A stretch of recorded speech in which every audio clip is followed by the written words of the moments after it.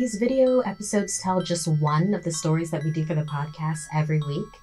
The chills and spills continue on the Something Scary podcast. Hear the rest for free on iTunes, Spotify, or wherever you listen to your podcasts.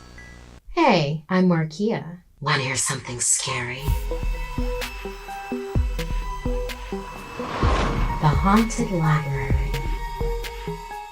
We have all had to follow our parents on take your child to work days during school breaks and vacations. But have you ever encountered entities that might want to follow you home from work? The smell of a library is like no other. Books, musty carpet, and the whiff of patrons past mingle together to create a unique bouquet of memories. An old library was the last place 13-year-old Alexandra Garcia wanted to spend her spring break. But it was either the library or she would have to do beach cleanups or bikes, and Alexandra was an inside kind of girl. She opted for the library because it had Wi-Fi and air conditioning. Alexandra luxuriated in the crisp, artificially cooled air that pumped through the vents. But every now and then, the hairs on her neck stood up when an extra chilly gust of air blew on her out of nowhere.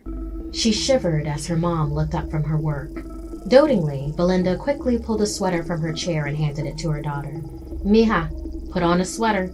I don't want you catching a cold."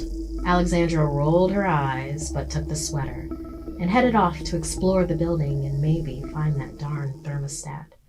Movement caught her eye and the sound of a giggle near the basement door. Seeing caution tape on the basement door intrigued her.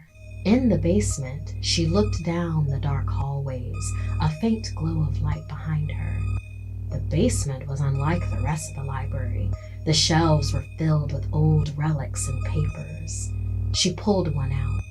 It was a newspaper clipping of a little girl with long dark hair and piercing brown eyes. The headline read, "Local family dies in house fire."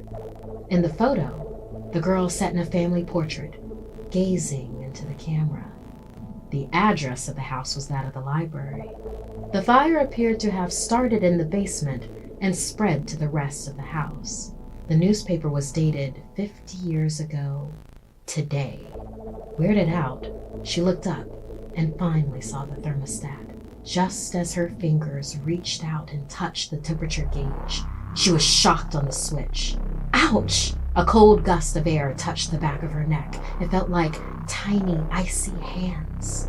Alexandra turned to see a little girl with blunt brown bangs and long dark hair in a sailor dress. She jumped up at Alexandra and pulled her hair while giggling.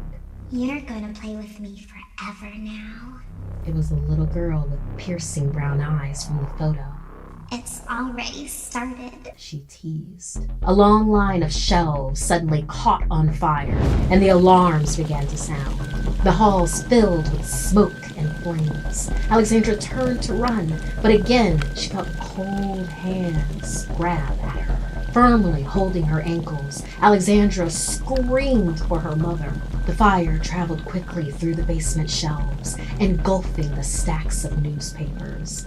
Alexandra coughed and yelled as she kicked out at the hands. The ghostly hands refused to let her go.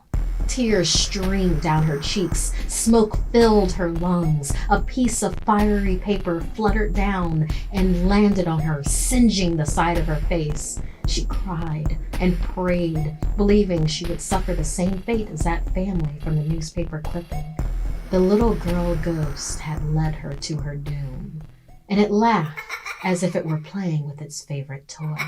Suddenly, there was a blast. There was a fire extinguisher blowing a path through the flames. She looked up to see the silhouette of her mother, Belinda, coming to her rescue. Belinda fired the fire extinguisher at the ghost until the little girl released her hold on Alexandra, who rushed to her mother's side. "Mama!" Belinda wrapped one arm around her daughter as she crouched under the smoke, pressing the sweater against Alexandra's face. They both blindly stumbled back to the upstairs of the library. The fire alarm sounded, shrieking loudly through the building.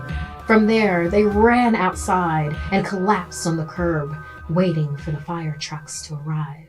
In the doorway of the building, they could both faintly make out the image of the little girl staring at them as the flames roared around her.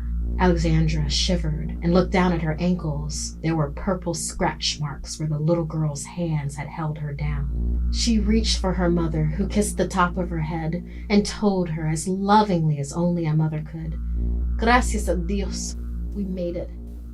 Next spring break, you're spending that with your abuelita.